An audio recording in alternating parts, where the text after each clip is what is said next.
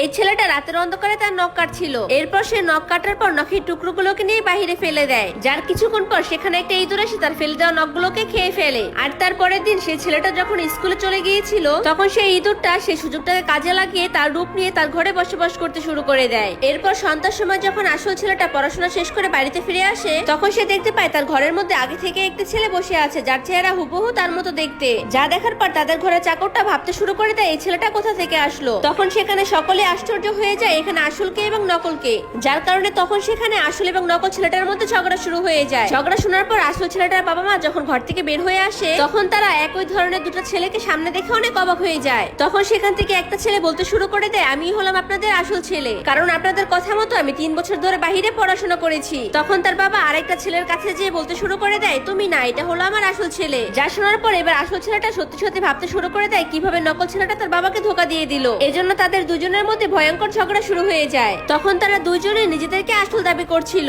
এজন্য ঘন্টার পর ঘন্টা ঝগড়া করার পরও তার বাবা মা কিছুই বুঝছিল না। ঠিক তখনই তার মায়ের মাথায় একটি আইডিয়া চলে আসে। তখন তার মা দুজনকে জিজ্ঞেস করে, যখন তুমি ছোট ছিলে তখন তুমি পানিতে ডুবতে ডুবতে বেঁচে গিয়েছিলে, এখন বলো তখন তোমার বয়স কত ছিল। কিন্তু অবাক করা বিষয় হলো তখন তারা দুজনে সঠিক উত্তর দিয়ে দেয়। তখন তার মা আবারও জিজ্ঞেস করতে শুরু করে, গত মাসে তোমার জন্য যে আলমারিটা বানিয়েছিলাম বলো সেটা কি কাঠ দিয়ে তৈরি করা ছিল। যা শোনার পর তখনই নকল ছেলেটা আসল উত্তর দিয়ে দেয়, কিন্তু আসল ছেলেটা কোনো উত্তর দিতে পারে না, কারণ সেই আলমারিটা বানানোর সময় আসল ছেলেটা বাড়িতে ছিল না। সে ওই সময় বিদেশে পড়াশোনা নিয়ে ব্যস্ত ছিল। এজন্য তার বাবা মা অনেক রেগে তাকে নকল ছেলে মনে করতে শুরু করে, যার জন্য চাকর তাকে ধরে বাড়ি থেকে বের করে দেয়। কিন্তু যাওয়ার সময় ছেলেটা বারবার বলছিল, প্লিজ তোমরা আমাকে বিশ্বাস করো, আমি তোমাদের আসল ছেলে। কিন্তু তারপরও তার বাবা মা নকল ছেলেটাকে আসল মনে করে ঘরে নিয়ে যায়। এরপর আসল ছেলেটা অনেক মন খারাপ করে একটা পাহাড়ের উপরে পৌঁছে যায়। এরপর সে মনে মনে ভাবতে শুরু করে এই পৃথিবীতে এখন আর তার বেঁচে থেকে কোনো লাভ হবে না। এরপর যখন সে মরার জন্য পাহাড় থেকে লাফ মারতে যাবে, তখন এক বৃদ্ধা জাদুকর এসে তাকে বাঁচিয়ে ফেলে। তখন সে জাদুকর তাকে বলে, ছোট্ট একটা বিষয়ের জন্য তুমি কেন মরতে চাও। কিন্তু তখন সে ওই বৃদ্ধা জাদুকরকে তার জীবন বাঁচানোর জন্য ধন্যবাদ না দিয়ে তার উপর অনেক রেগে যায়। এই জন্য জাদুকর তার উপর অনেক রেগে তার জীবনের সকল সত্য কথা বলে দেয়। যা শোনার পর সে ছেলেটা অনেক অবাক হয়ে ভাবতে শুরু করে দেয়, এই বৃদ্ধা আমার জীবনের সকল সত্য কথা কিভাবে জানলো। তখন ছেলেটি ওই বৃদ্ধার কাছে সাহায্য চাইতে শুরু করে দেয়। এরপর জাদুকর তার ব্যাগ থেকে একটি বিড়াল বের করে বলে, এই বিড়ালটাকে ওই নকল ছেলেটার সামনে নিয়ে ছেড়ে দিলে সকল সত্য বের হয়ে আসবে। এই জন্য সে ওই বিড়ালটাকে নিয়ে তাদের বাড়িতে চলে যায়। তখন তাদের বাসার চাকরটি তাকে দেখে চলে যেতে বলে, যার কারণে এবার তার ঘোড়াটা অনেক রেগে চাকরটির পাছায় একটি লাথি মেরে দেয়, যার ফলে চাকরটি লাথিকে বাড়ির উঠানে এসে পড়ে যায়। এই সুযোগে আসল ছেলেটি বিড়ালটিকে নিয়ে নকল ছেলেটির সামনে চলে যায়, যার ফলে নকল ছেলেটি বিড়ালটিকে দেখে কাঁদতে শুরু করে দেয়। এরপর সে অনেক ভয় পেয়ে তার বাবাকে জড়িয়ে ধরে। তখন তার বাবা মা বলতে শুরু করে, আমাদের ছেলেটা অনেক ভয় পাচ্ছে, তুমি বিড়ালটিকে নিয়ে এখান থেকে চলে যাও। কিন্তু তখনই হঠাৎ করে আসল ছেলেটা বিড়ালটাকে ছেড়ে দিলে নকল ছেলেটা বিড়ালটাকে দেখে ভয় পেয়ে দৌড়াতে শুরু করে দেয়। যা দেখার পর সবাই অবাক হয়ে ভাবতে শুরু করে দেয় এই ছেলেটা ছোট্ট একটা বিড়ালকে কেন এত ভয় পাচ্ছে। কিন্তু তখনই সে মানুষের মতো দৌড়াতে দৌড়াতে হঠাৎ করে ছোট্ট একটা ইঁদুরে পরিণত হয়ে যায়। এরপর আসল ছেলেটা তার কাজ শেষ করে আবারও সে জাদুকরের কাছে চলে যায় এবং তার বিড়ালটাকে তার কাছে ফিরিয়ে দেয়। তখন যাওয়ার সময় জাদুকর তাকে বলতে শুরু করে, কখনো কোনো পরিস্থিতিতে নিজের মনোবল হারাবে না এবং মনে রাখবে আত্মহত্যা মহাপাপ, কখনো এই কাজ করার চেষ্টা করবে না।